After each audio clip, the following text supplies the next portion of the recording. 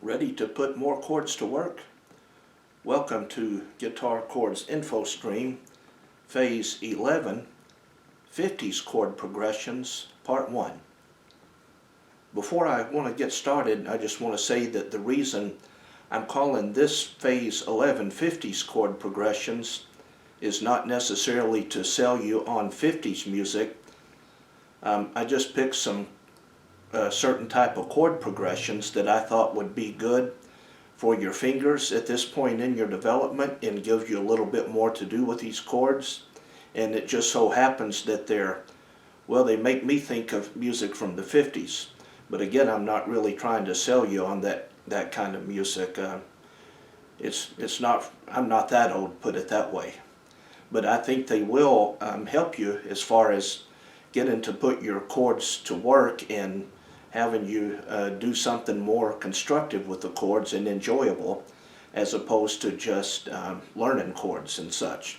Of course, we'll learn more chords when the time is right, but for now I think you deserve the chance to put these chords to work in a more enjoyable fashion than what you've had before. So what we're going to do here in this part in Phase 11 is really just pick up where we left off in Phase 10. We're going to use the 3 primary chords in each key again, but we're going to add another chord to it to make it more enjoyable. So first, let's start in the key of C. The chords that I want to show you here they're all chords that you already know, by the way. C, A minor, F, G, and then back to C. So the first step in this lesson would be to just become accustomed to making the changes. C, A, the dreaded F chord, G,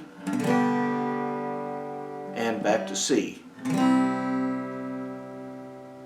And as you can see, I'm using the 2nd, 3rd, and 4th fingers to play my G chord because I think it goes smoothly from F to G that way, and then from G back to C.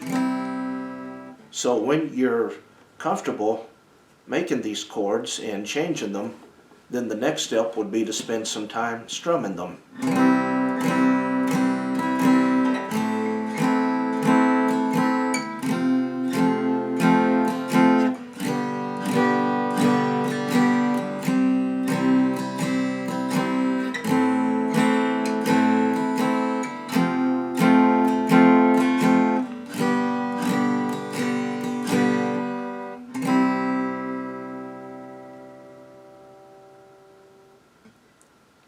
So do spend some time enjoying the sounds of these new chords, or excuse me, not new chords, but this new chord progression. And also I want to say a little bit about this F chord before we go on. Of course, you have 4 choices for the F chord. One would be the full F chord that we know, the 4-finger version of it, and that to me would be the first choice. The second choice would be the 3-finger version of the F chord if you can't do it yet. And then the third choice would be the 4-finger version of the F major 7th. And then, even though it wouldn't sound as good as the F chord, and then the 4th choice would be the 3-finger version of the F chord. So if you still don't have the F chord, definitely keep working at it. And also, this is the second time that we've put our F chord to work. We also used the F chord back in Phase 10, and I believe that dictates that you start to learn the notes on each string on the fretboard. And this looks like a lot of territory, but it's really quite painless to learn. And I believe you should, at this point, I think you should divide your time between forging ahead on the path you're already at, that being, of course, completing phase 11 and moving on to phase 12 and so forth. But I think you should also divide your time on another series that I have on YouTube called The Chromatic Pattern, where I explain how to find the notes on the fretboard. And again, that's relatively painless. And the reason I think it's important for you to start learning the notes on the strings is eventually we're going to not only move this F chord up and down the neck, and that we're also going to put a bar on it eventually, where we'll be playing all 6 strings without any open strings. And that's known as position playing. For instance, first position, second position, third position. Instead of playing our chords in one position, when we go to position playing, instead of playing all of our chords in one position like we've done so far, that being the open position, we'll move up and down the neck to make our different chords. So we have to know what the notes are called in order to find our way around the fretboard.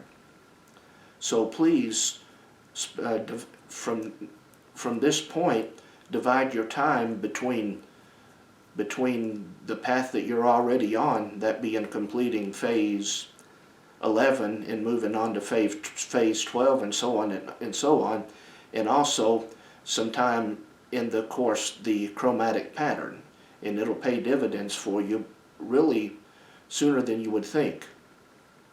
And one other word of wisdom here, if I may, that's definitely keep up on the B minor chord that you learned, because we're going to use it later on here in phase